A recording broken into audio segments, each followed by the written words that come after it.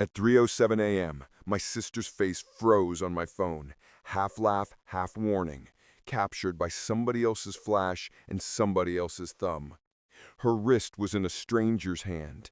The filter made the kitchen behind them look cleaner than a kitchen at 3:07 a.m. ever is. I zoomed until the pixels gave up. He was taller than the doorframe, shoulders like a winter coat, a blur of beard, a cap without a logo. His hand looked careful, too careful, like the way you steady a glass you mean to take away. I could still smell the party 2 miles away. Hot oil clinging to hoodies, that sweet metallic punch of cheap vodka, the citrus cleaner you spray when you want a surface to tell a good story. The text from her friend, Camille, sat above the photo like a verdict. Where is Lena? She left with this guy, never came back. The night outside my apartment in southeast Portland sounded hollow and wet, like it had decided not to snow. I threw on my jacket, hit the stairwell. The hallway smelled like old coffee and somebody's burnt toast confession. My bike tires hissed on the street as if the road had skin. I wasn't thinking words so much as commas. Pause here, breathe there. Don't crash into the parked Subaru with the Bernie sticker. Lena is 4 years younger and better at leaving a room with everyone still liking her. When she's nervous, she chews the sleeve of her sweatshirt until it looks like it visited a small, friendly shark. She'd been sober almost a year. She was supposed to text me when she got home from her first party back. New friends, she'd said, different scene. You'd like them, she'd told me, which is what she always says right before she introduces me to a person who thinks journalism is a spiritual illness. The house on Hawthorne had a fence that leaned inward like it was eavesdropping. The porch light was out, but the living room still glowed. Plastic cups, a couch that looked like it came with a story about the old days, a playlist that couldn't find the off-ramp. I wiped my palms on my jeans. The front door breathed open when I touched it. "Hey," a guy in a red beanie said, voice slurred into something friendly. "Looking for my sister," I said, and showed him the photo. The stranger's hand looked even more like a sentence interrupting another sentence. "Oh," he said, "that guy. What guy?" He pointed at the back door, where the air bent colder. Said he was taking her to get fries. Fries, at 3 a.m., in a city that closes early to protect its feelings.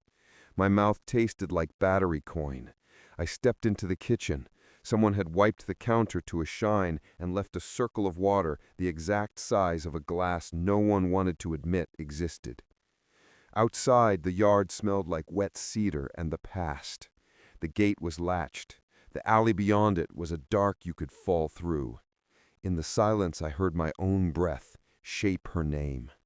That was the moment everything changed. I'm Evan, 26, which is old enough to know how to lose and young enough to think loss is a story you can edit. I make rent as an assistant producer for a local alt weekly's podcast nobody's parents know how to find. My job is to notice what other people overlook. The rhythm of a traffic light that never quite syncs, a line of graffiti that changes verbs every week, the way a neighborhood smells like pancakes on Saturdays and pine cleaner on Mondays. When the news desk runs thin, they send me to city council with a portable recorder and say, "Find a human thing." I do. Sometimes the human thing finds me. Lena and I grew up in a town where summer smelled like hot asphalt and cut grass, and winters felt like the sky practicing saying no. Mom ran a hair salon that survived 3 recessions and 1 short marriage to a man who talked like an apology. Lena learned early how to make women feel beautiful without changing anything essential. I learned early how to pack a box. We moved twice before I turned 14. We stayed because my mother is stubborn, and Lena is good at the kind of laughter that makes kitchens bigger. When I left for Portland State, Lena made me a playlist called For Bridges, 100 songs, every genre, each one chosen for a bridge I'd cross. She wrote, "You need something to hold you when the river gets loud." The Hawthorne Bridge is red on the playlist, hung with guitars. The Steel Bridge is blue, all piano. If you ever biked across those grates at night, you know the feeling. The road humming under you like a live wire. The river below you like a mirror you don't want to stand in front of for too long. Lena followed me to the city 2 years later because she said I made Portland sound like a place with good secrets. She took the kind of barista job where you learn people's names by their orders, and the kind of gigs where you're paid in drink tickets and gratitude.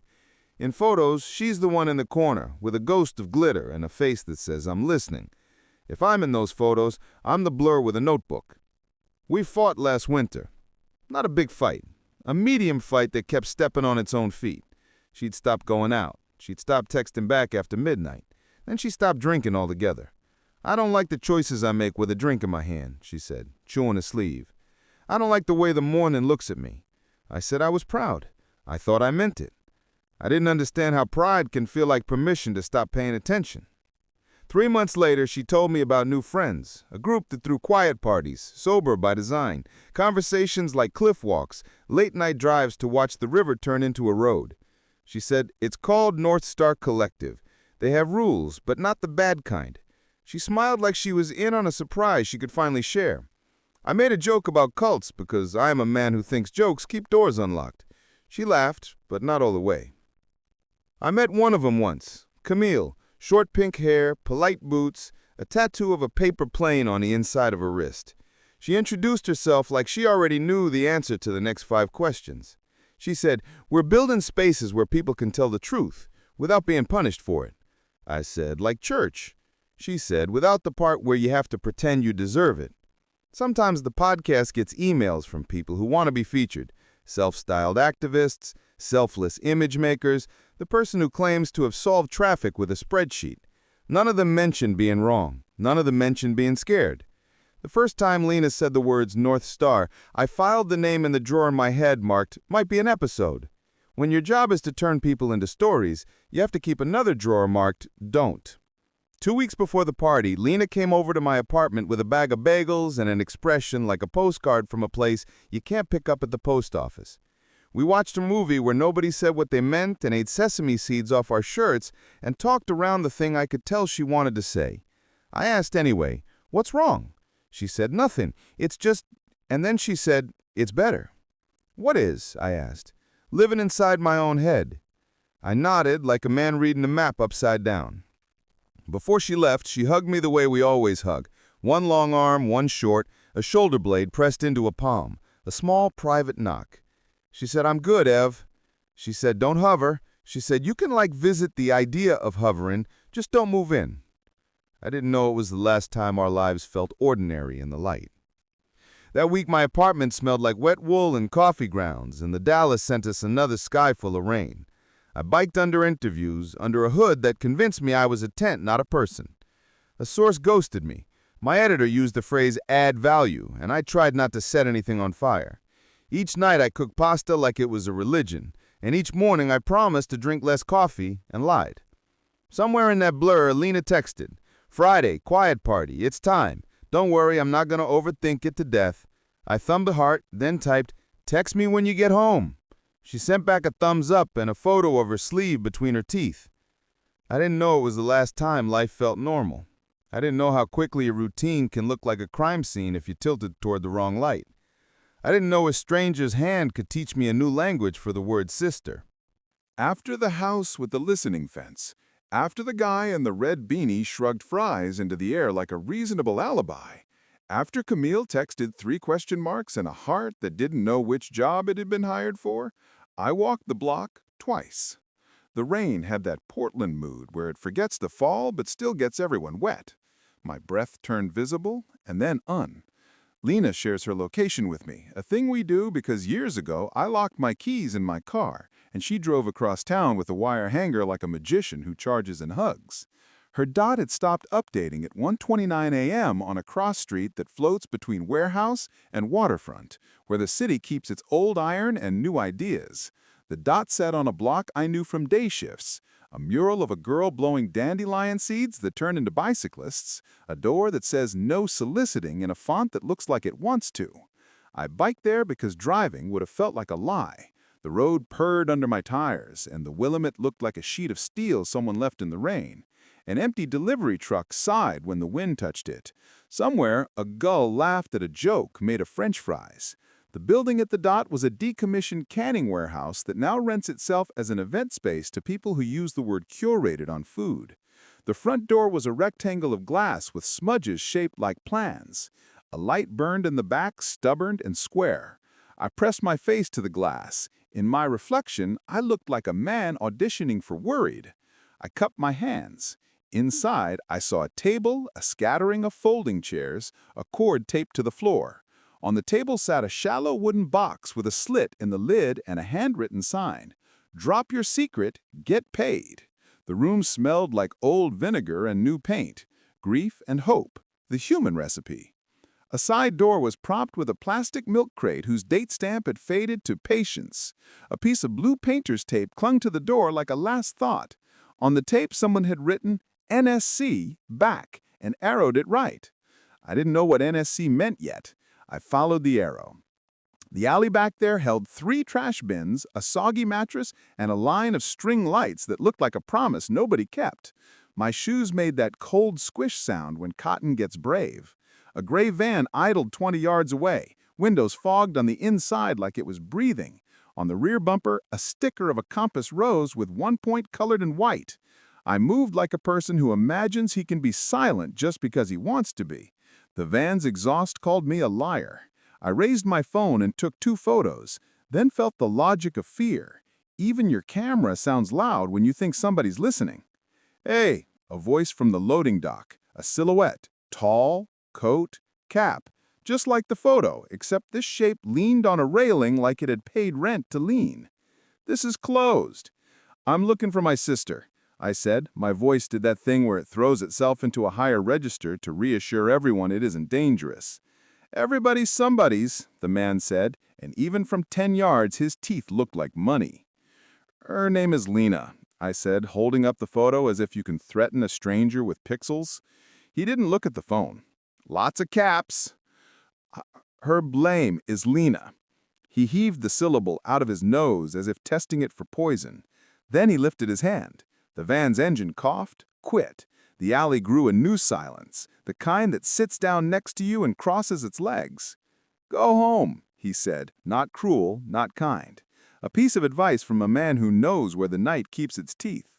"It's late. The river's cold." He stepped inside the warehouse and pulled the door shut with the same gentleness I'd seen in the kitchen photo, which somehow felt worse than a slam.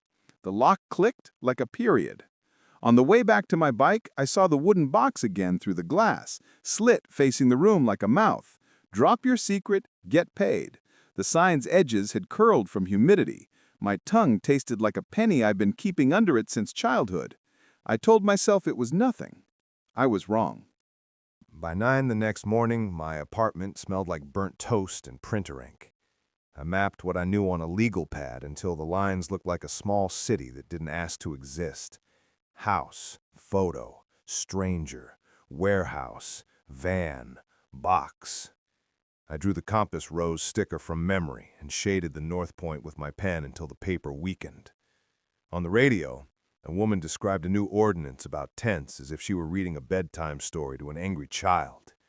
My editor texted, "Where's tape?" And I texted back, "Sick," because language is a tool, and I was using it wrong by design. Camille responded to my midnight question with a string of voice notes that sounded like a heartbeat with a Wi-Fi problem. "She was fine," Camille said, "like fine. We were talking about the zine she's making. She said she wanted fries. That dude said he knew a place. She said, don't be mad. I said, text me when you get home. Then her bubble went gray. If this is a bit, tell me it's a bit." "What place?" I texted. "He didn't say." "What's his name?" "We didn't do names last night. We did colors," she wrote. I sat with that, the way creepy people use kindergarten rules to make crimes feel soft. I went back to the warehouse in daylight, because people are braver in bad lighting. The front door was unlocked. The room smelled like lemon oil and dust. The wooden box sat empty now. A stack of printed cards leaned against it like pamphlets at a sad fair. North Star Collective at the top in a font that wanted to be taken seriously. Below it, where your story finally earns you back. An email address, proof@nsc.pro. The compass rose again, North Point white. My phone buzzed with an unknown number. "You're Evan," a male voice said. Not a question, a statement wearing a loafer. "Depends," I said. Am I in trouble? He laughed like a radiator. We don't do trouble. We do stories. Where's Lena? Safe? Prove it. Come to tonight's meeting. He said it like a host inviting me to a rehearsal dinner. Drop a story. Get paid. You want a truth? Bring one. Who is this? North Star, he said. Think of us as a better way to live with the things you can't unsay. The line clicked into the polite forever of ends. I walked the block twice, trying to make the city vote with me. 2 doors down, a tailor adjusted a dress on a headless mannequin. At the corner, a kid asked a mailbox if it ate letters whole or chewed. The river threw light at everything like it was paid by the hour. I typed proof at nsc.pro into my email and wrote, I have a secret. Then I deleted it, because people who run schemes for a living know how to turn curiosity into consent. Instead, I typed their email into a search bar in a coffee shop that smelled like cinnamon and laptop heat. Nothing, which is also an answer. At the back table, 2 women in reflective vests talked about a missing woman from St. John's with the matter-of-fact cadence of people who have carried heavy furniture and grief. I swallowed half my coffee and the rest of my patience and walked to the little police precinct in Belmont where the sergeant at the desk has eyes that have already seen the ending and a heart that still likes a surprise. Sergeant Ramos listened while I described the box and the van and the stranger with the teeth. She wrote NSC in the middle of a page and circled it twice like a game show answer. She said, we've heard of them. Pop-up meetings. Truth economy, they say. Blackmail, I said. Sometimes not. She tapped her pen on the paper like a tiny metronome. Your sister is an adult. I said, she's gone. That's different. Let me make some calls. When the calls returned nothing and the forms filled the spaces forms always do, she gave me a look I recognize from people who've had to explain the weather. Don't go alone, she said, if you go. I went to Lena's apartment. It had that lived-in neatness that comes from somebody who thinks clean counters can argue with chaos. On her fridge, a magnet that said, don't apologize for taking up space, and a shopping list written in 2 fonts, hers and Camille's. In her sink, a glass with lemon slices like sunrises someone forgot to finish. On her desk, a notebook with a paperclip holding a folded flyer, the corner peeking out as if it had something to say. I slipped it free. North Star Collective, Sunday, private studio, anonymous confessions, fair pay. At the bottom, in Lena's handwriting, don't trust the curator. The air left the room like somebody had opened a window in January. I took a photo, slid the flyer back, sat on her couch, and tried to hear her in the pillows. My phone buzzed again. Camille. Heard anything?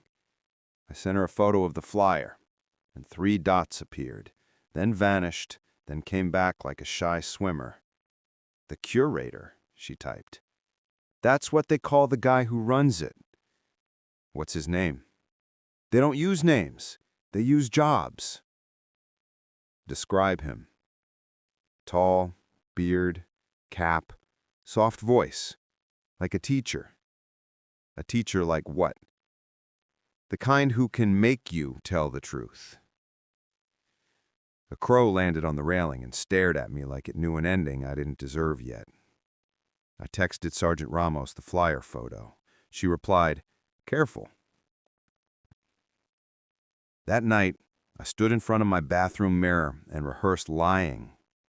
My face did not improve with practice. I wore a black jacket that made me look like I wanted to talk about my jacket. The room smelled like shaving cream and fear. I tucked my recorder into my pocket because I'm both a brother and a producer, and sometimes I don't know which religion gets more of my prayer. That was the first time I felt truly watched. Welcome, the doorman said, as if he owned the noun. He stamped my wrist with a star that smelled like cheap ink and old parades. The warehouse had been rearranged, string lights slung low like a net, chairs in a hesitant circle, a central table with that same wooden box like a polite threat. A diffuser exhaled lavender at the room until the room agreed. 20 people, give or take, ages like a histogram. Nobody looked like a monster. Everybody looked like a person who didn't want to be punished. Drop a secret, take an envelope, a woman in a navy sweater murmured as if the sentence knew it was illegal in certain countries. The envelope stack sat there like teeth. Names weren't used. There was a board on the wall with rows of blank tags and a single line, "You are what you admit." The curator entered the way a story enters, quietly, like it had already started without you. Tall, beard, cap, a softness in the voice that made all the meaner shapes feel unlikely. He didn't stand at the head. He sat in the circle, palms up, like he was ready to catch a glass someone might drop. "North Star is simple," he said. "We pay for what costs you. The world has learned to monetize your data, your rage, your love. Why shouldn't you?" A woman spoke first. Her secret was small like a pebble. She'd lied to a boss about a dentist appointment, driven to Salvi Island, read a book in her car, and felt like a hero. A man confessed to rehoming his neighbor's cat because he thought the cat deserved someone who liked cats. The room laughed because it didn't know what else to do with that. Then a guy with slick hair said, "I told my girlfriend I'm sober. I'm not." And the room rearranged itself around him like furniture around a leak. The curator nodded as if honesty were a muscle that needs resistance. An envelope moved from the table. The box swallowed another card. I kept scanning faces like my eyes were a slot machine that might reward me with my sister. Nothing. The lavender clung to my clothes. The star on my wrist itched. When the curator invited me with his eyes, I shook my head. He nodded like a man who isn't worried about time. During the break, I hovered near the box. The woman in navy stationed herself between me and the slit as if she were a customs agent for bad choices. "We don't allow spectators," she said. "I have a secret," I said, and let my voice crack on have, because broken things look more expensive. She passed me a card. "Write it, drop it, sit." My hand wrote on autopilot. "I told my sister not to worry. I didn't mean it." I folded the card. The slit accepted it like a mouth that forgives. When I turned, the curator was there, smile dialed to 6 out of 10, teeth like embassy floors. "Evan," he said softly, and I knew right then that men with soft voices were the ones I should have been warned about. "Tell us a story." "How do you know my name?" I asked. He tapped his temple. "I read faces, and last names on mailboxes." "You've been to my building." "Portland is small," he said. "Your sister makes it smaller." "Where is she?" "Safe," he said again. And then he did something that rearranged my spine. He reached into his pocket, took out a phone, and held it so the light only caught me. A video loaded. Lena's face appeared, framed by a dark room, and a voice I couldn't place saying, "Whenever you're ready." Lena looked into the lens like it owed her money. "Ev," she said, "if you're watching this, I'm okay." She chewed her sleeve. "Don't trust the curator." He slid the phone back as if it had never happened. "Ready to share?" he asked, voice gone silk. I realized I'd been chasing a stranger when the stranger was a mirror. The man who had led Lena out wasn't the worst thing in the room. The worst thing was the machine he was feeding. If that was true, then what else had I missed? When your heart tries to leave your body in public, it sounds like a broken fan. Mine whirred while I told a story that was true enough to be mistaken for a confession. About the night I watched a friend step into a river of bad choices. About the way I'd held my breath like it was a prayer you could aim. I finished and the box took another card. An envelope slid across the table like a tip in a diner that never closes. I didn't touch it. After, the curator guided me to a corner where the lavender couldn't reach. Up close, he smelled like cedar and a part of a bar where nobody sits. "You care about her," he said. Not a question. "Where is she?" I asked. "I want proof she's okay." That didn't say alive. I didn't have to. "She's doing work," he said. "Same as you. Different office." "You're blackmailing people with their worst day," I said, and my voice found a shape that felt like a blade. "You're building a bank of shame." "Shame spends," he said. "So does truth. We're a ledger. We balance." Behind him, the navy sweater woman collected the box like it needed tucking in. A kid with a nervous laugh counted envelopes and hummed. The room turned itself back into a room as if it hadn't just asked strangers to convert the private into currency. "Lena sent that video under duress," I said. "She sent it because she loves you," he said, which is another word for compliance if you're not careful. I had the feeling of standing on a moving walkway that was going just slow enough that you could forget you were being carried. "Let me see her." He smiled his embassy smile. "Earn it." "How?" "Bring us a story we can't buy at the grocery store," he said. "Bring us something with a spine." He gave me a card with a time and a place scrawled in neat, unambitious pen. Below that, a single word: proof. I left with the card, burning a rectangle in my pocket and the lavender clinging to me like a rumor. Outside, the air had turned the color of old nickels. I walked until the river found me and the wind told my name back like it was trying it on. I called Sergeant Ramos and told her almost everything. "Don't go alone," she said again. "Record everything. Text me the when and where." At home, I played Lena's video 4 times until my phone felt hotter than my hand. In the background, I heard a hum that wasn't the building's HVAC. It was too high, too steady. I sent the clip to a sound guy at the paper who can identify a coffee grinder by brand over the radio. He replied at 2:11 a.m. "That's a server rack, data center, or a rich guy's closet." I slept like a man being audited. Tuesday came in gray. I told my editor I was chasing a piece about confession economies, and he made the doubtful sound editors learn in school. Camille texted apologies that folded into themselves, then wrote, "I found something." At Lena, she had rifled the desk I had tried to leave untouched, and discovered a second notebook, the cheap kind with a blue spine, filled with lists of names, dates, places, Essie Stark, 817, 20 people, man in cap, and a column labeled payouts with numbers that weren't small. At the top of one page, "Where do the secrets go?" circled twice, then "Not the cloud" underlined. On the inside back cover, written in pencil as if she needed the option to erase, "He isn't a stranger." No name, just the sentence wearing a coat. At 10:42 p.m., I stood in the dark on S.E. Water Avenue with my recorder pinned inside my jacket like a second heart. The river made the same sound it always makes when it thinks nobody's listening. Old furniture adjusting itself. Lights in the warehouse grid blinked in a rhythm I wanted to assign meaning to. A black SUV idled 2 blocks down with the particular patience of vehicles paid by the hour. I stepped into a doorway spill of light and pretended to scroll my phone. A door opened. The curator stepped out with a man whose haircut cost as much as a train ticket and a woman whose boots could crush a secret into paste. They were laughing, not like villains, but like people who just landed a client. The curator spotted me with the professional kindness men like him carry around like a spare shirt. He tilted his head toward the door. I followed. Inside smelled like dust and breath and the ghost of oranges. Racks lined one wall, steel towers with blinking eyes.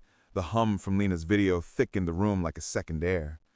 A handful of men and women sat at tables, headphones on, screens full of black text and white boxes. Confessions scrolled in neat rows. Anonymous, yes. Distinctive, yes. Mine sat there, last night's, stripped of punctuation and emotion. I told my sister not to worry, I didn't mean it. Someone had already tagged it. Brother, protective, leverage, low. "This is the part where you walk out or get involved," the curator said. He didn't raise his voice because he didn't need to. The hum did the work. "If we can surface a truth that saves a life, does your discomfort matter?" "You're not saving lives," I said. "Sometimes we are," and pointed to a screen where a confession read, "I sell pills cut with fentanyl, tagged Hi and highlighted Law. A second window showed an email to a tip line. Sometimes the market agrees with your morality. And the rest? The rest is a ledger. You of all people should understand. He was right. I hate that he was right.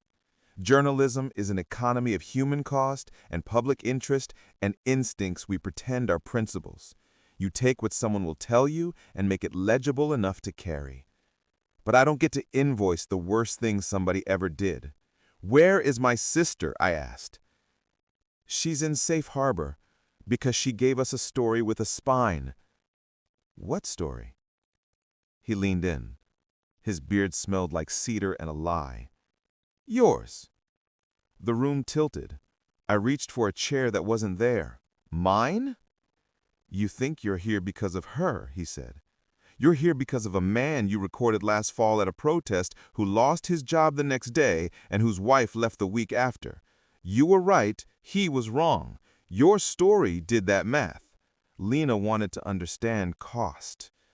I saw the night he meant. A man with a megaphone and a lie, a clip that went local viral, a name and a headline that added the word fired. I had told myself the universe wanted that outcome and I was just a mailman. The curator smiled like he'd picked my pocket and found lint. Show me Lena, I said, because a man can only hold so much of himself before he tips. He led me down a hallway to a door marked storage and opened it carefully, the way some people open prayers. Lena stood inside, alive, small, eyes bright with the kind of fury that keeps you standing. Evan, she said, and the syllable hit me like a seatbelt. Are you? I'm fine, she chewed her sleeve. Don't trust him. And then I realized it wasn't just about me anymore. There are choices that feel like doors and choices that feel like windows. This one felt like a trap door where you have to pick how deep. Lena grabbed my hand. Her fingers were cold with purpose. I came here to blow it up, she said fast. Syllables stacked like boxes you need to move before the rain. Not with fire, with proof. I disappeared, I said, hearing the accusation even as I tried not to file it. She left the party because Camille got scared of the guy in the cap, she said. So did I. He said fries, I said no. Then the curator found me on the sidewalk and said he could use a person who knew the difference between a story and a performance. He squeezed my palm. He paid for a secret I didn't give. What does that mean? My voice steadied enough to count to 10 and call it a skill. It means he wanted me here, she said, because of you. The curator watched us like a teacher who wants his students to invent the right answer so he doesn't have to write it on the board. This can end two ways, Evan, he said. You walk out and tell a story no one believes because we are a better story than your story, or you stay and help us aim. By aim, he means upload. By help, he means wash his hands with your name. My phone buzzed in my pocket like it had an opinion. Sergeant Ramos, you're inside? 3 dots followed like a breath held. We're staged 2 blocks out. Say the word. I looked at Lena. I looked at the racks. The hum pressed into my hearing until it felt like thought. If we call them, I said, nodding at my pocket, they shut this down for a night and move it to another building by morning.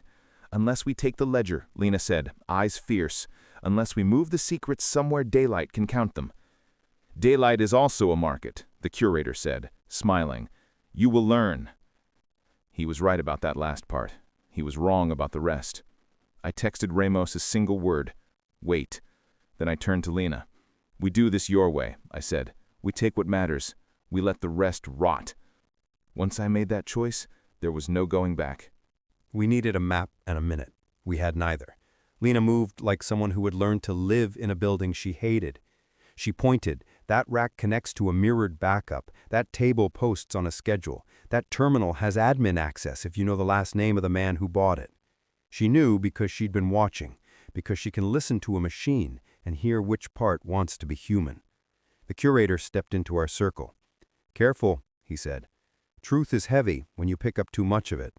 Then don't touch it, Lena said, and her voice cut silk into strips. We fed a portable drive the way you feed a dog that bites, quickly, with respect. Files spilled like small rivers, text logs, payout ledgers, a folder titled Safety full of tips sent to hotlines, and, to my disappointment, a handful of receipts that looked like actual good. Another titled Leverage, full of drafts of emails to employers, spouses, and HOA boards with boxes for names and a field for compelling detail. Systems aren't evil, they're efficient. I kept my voice low. When we go, I said, the police need an address that can't be denied, something that holds in court, something that reads like a person and not a headline. The ledger, Lena said, the routing numbers. We found them. We found a shell company incorporated in Delaware because of course we did. We found names connected by a square of legal string. We found emails to a network of curators in other cities that made my mouth go dry and my chest go tight. We found the Compass Rose sticker vector file, North Point White. Time, the curator murmured. This building has a time. He glanced at a monitor that showed 3 blocks in grainy black and white. A patrol car idling, a shadow crossing, the river remembering how to move. You can't keep this, he said, and his voice did a new thing. It said, please. Watch me, Lena said, and tucked the drive into the inside pocket of her jacket, the pocket she used to use for candy bars and concert stubs and little folded notes from girls who wrote in 5 colors of pen. Yulin, he said, you came to help. You believed in the work. I believe in telling the truth, not in selling it like a souvenir. The second twist landed not with a shout, but with a tone. My phone's, the one I use for sources who need burning. A text pinged from a number that wasn't saved with a photo I didn't want to see and couldn't afford to ignore. Camille at the end of the block talking to a man with a cap. The caption, leave with the drive or she doesn't. Lena saw my face and took the phone. Her breath did that high wire thing it does when she's angry and trying to grow a plan around the anger. He found Camille, she said. Who did? I asked, though I knew. The guy in the cap, the one who doesn't like fries. The curator looked at the photo and shook his head like a man disappointed in weather. He's not with us, he said. Then why did he walk Lena out? I asked. He stared at his shoes. Because I told him to. The floor under me reheated its relationship with gravity. You... what? I hired him as a driver to keep people from making bad choices after they confess. He became a collector instead. Of secrets? I asked. Of people, he said. The building's hum shifted, a note higher, like a bridge taking weight it wasn't promised. Lena's jaw set in that way that means the next time she opens her mouth, the world will have to accommodate. We call Ramos. We send her the address, the ledger, the photo. We buy Camille 2 minutes with the truth. I sent Ramos a pin and a packet, the drive mirrored to a link, the ledger, and the shell. I included the photo with a caption that said cap guy/active because I didn't have a better language for what he was. 3 dots. Then, on our way, stay put. We didn't stay put. We slipped out the service door into the alley that smells like wet paper forever. The SUV at the corner had moved closer. The man in the cap had a new jacket and the same shoulders. Camille's face was trained in the direction of not crying. There's a particular quality to street light on concrete at midnight when something is about to go wrong. It makes everything look important. Drive, the man said. He wasn't holding her, not exactly. He was a gravity, pretending to be a man. Hey, I said, because sometimes hey is the only word good for what you have to do next. Trade. He looked at me like an app that needed updating. You want the drive, I patted my jacket. You don't care about her. I gestured to Camille because I'm the worst kind of brother, the kind who gambles with other people while he tries to save his own. Lena didn't wait for permission. She never has. She went for Camille the way a storm goes for a blank sky. Quick, decisive, ownership with teeth. She pulled her back. The man stepped toward us. He didn't run. He didn't need to. His left hand kept his coat closed against the night. His right hand said, without saying, "This ends is my decision." Sirens are cliches until you need them. They grew from the river like a choir that had finally found the right hymn. His face did math. He stepped back. 2 steps, 3 steps. Drop it, he said. I did something I regret less than the thing I almost did instead. I threw the drive to Lena. It slapped her palm and disappeared into her jacket again like it had always lived there. The man looked at her, then at me, then down the block where a cruiser turned and a spotlight learned our names. He chose the only door he had left. He ran. Ramos's team took the corner with tires that made the asphalt complain.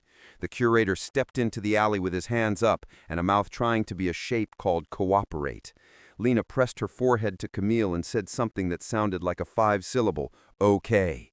The drive in her pocket warmed like a small, alive thing. The ledger would do the work it was built to do: document, accuse, defend. The city would like the story if we told it right. The market would try to purchase it if we told it too well. We still hadn't found the part where the man in the cap stored his debts. The raid happened with the kind of efficiency that makes you suspicious of practice. Officers moved through the racks as if the building had given them a floor plan. The Navy sweater woman cried without noise. The curator answered questions with a voice that kept trying to be a friend. I stood in the doorway with Lena and Camille, the river's breath sliding past us. The city had turned the color of a bruise. My phone shivered in my pocket, a text from an unknown number with a photo that found a new way to stop my heart. Lena's sweatshirt, the sleeve she chewed, folded on a chair in a room I recognized without ever having been in, a storage unit. Corrugated walls, concrete floor, a fluorescent light that thought it had better places to be. Caption: North Point, Unit 117, come alone. He wasn't a poet, the man in the cap. He wasn't even much of a thief. He was a collector of risk, of time, of the exact distance between you and what you can't afford to lose. Ramos saw my face and angled her head the way cops do when they want you to think they know before you tell them. I showed her the photo. She swore in a way that sounded like care. North Point's 5 minutes, she said into her radio. He's baiting you. He's baiting us, Lena said. We were the wrong kind of smart. The kind that thinks being right is the same as being safe. We went anyway. 2 detectives trailing in plain clothes because they trusted us to be scared enough to follow instructions, and we trusted fear to be a good driver. North Point storage smells like cardboard and disinfectant and secrets the size of microwaves. Unit 117's door was rolled almost down, 5 inches of invitation. Inside, the fluorescent flickered. The little space had been staged like a thrift store's idea of a living room: a chair, a lamp, a rug too new for the floor, a small table with a wooden box that said, "Drop your secret," in Lena's hand. He had kept her writing like a trophy. The man in the cap stepped from behind the door like he'd been poured out of it. He had the kind of face you would forget if you weren't the one it wanted. "I told you to come alone," he said. His voice was friendly, the way a cliff is friendly to a dare. "We brought the truth," I said, and my words did the stupid brave thing. They held. Ramos and her partner moved into the doorway with the sort of competence that makes a liar hesitate. He saw the cops. He saw the drive shape in Mina's pocket. He saw the part of the story where he lost. It made him sloppy. He swung. Ramos moved faster. The cap fell off, beard dark against skin that had forgotten the sun. His hand brushed my shoulder, and for one bright pain of a second, I was back in the kitchen at 3 in the morning, watching a stranger steady my sister like a glass he meant to steal. He ran for the hall, doors open like mouths. The storage building became a maze that remembered how to be an emergency. My lungs tried to leave. In the dead-end corridor near the freight elevator, he turned, back to the metal gate, face tipped toward a light that made everything look confessed. "It was supposed to be easy," he said. And he wasn't talking to us. He was talking to whatever in him had negotiated this deal with the night. "People aren't easy," Lena said, and her voice had the shape of every sleepless morning she'd lived through to get here. "You sell them," he said, chin toward me. "He sells them." "I tell stories," I said. "You sell fear." He smiled like I'd said thank you. He palmed something from his pocket, metal glint like a smaller, meaner future. Ramos shouted. He froze. For the first time since I'd seen his hand on Lena's wrist in a photo, he looked like a man who could be moved by a sentence. Lena gave him one. "You don't have to finish this. You can start being a person again." People think Hollywood invented the seconds where everyone could die or choose not to. It didn't. Those seconds are public utility. He dropped the thing in his hand. It hit the ground with a regulation clatter, the world's least poetic sound. Ramos cuffed him. He stared at me not like an enemy, but like a man who wanted to know if he'd ever be young again. "You're not special," he said gently, almost apologetic. "You just think you are, because your stories work." In that moment, I finally understood everything I needed to about the difference between true and useful. Lena squeezed my arm. My heart came back from wherever it had been practicing leaving. The next week smelled like courtrooms and coffee gone cold. The ledger did what ledgers do when they fall into the right hands. It added up. A prosecutor learned to pronounce collective like a charge. The Navy sweater woman took a deal and told 3 other cities where to find their humble, humming machines. The curator gave a speech to a judge about harm and justice that made everybody tired and nobody less responsible. The man in the cap turned into a file, then into a case, then into a name people let fall out of their mouths like it belonged to a person they had known in high school and hoped the best for. Lena gave her statement. She used sentences like bridges, built for weight, not for speed. She gave the drive to the state and a copy to 3 journalists and 1 woman who runs a nonprofit that teaches whistleblowers how to sleep. Camille stopped apologizing and started sleeping on our couch with a cat who thinks fear is a toy. I went back to work. My editor stopped using add value around me and started saying, "You okay?" like he had discovered the market rate for care. I filed a piece on confession economies that used the word ledger too many times and not enough. The comments were kind in the way broken people are kind to someone who brings them a glass of water after the fire's out. Portland went back to being the city where the river looks like a mirror with a good therapist. The bridges kept humming. The warehouses found other lives to pretend to be. Moms in yoga pants pushed strollers past buildings where the night had rented a room and left without asking for its deposit back. At Lena's, the magnet on the fridge kept telling us not to apologize for taking up space. We cooked pasta without turning it into a religion. We fell asleep in the middle of movies where people finally said what they meant.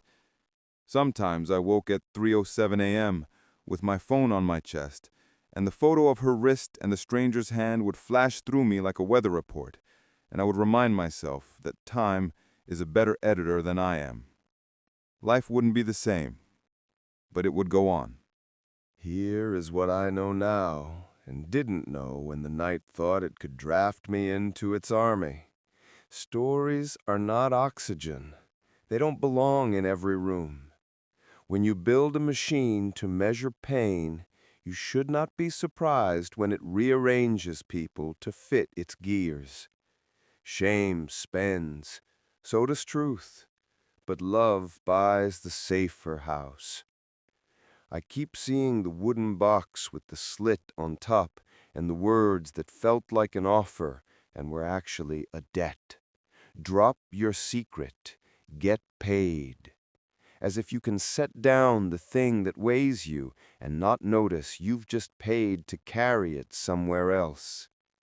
Lena chews her sleeve and tells me I'm a better brother when I'm not auditioning to be a better writer. We don't apologize for taking up space. We do try to use less of it when we're wrong. Sometimes the city forgets your face after 7 seconds. Sometimes it remembers just long enough to teach you a new way to say stay. I think about the man in the cap and the kindness he tried on at the end. I think about the curator and his ledger that mistook counting for care. I think about all the rooms in this city where people are telling the truth in ways that do no harm and are worth no money. Those are the stories I want now, the ones that don't try to turn a person into a receipt.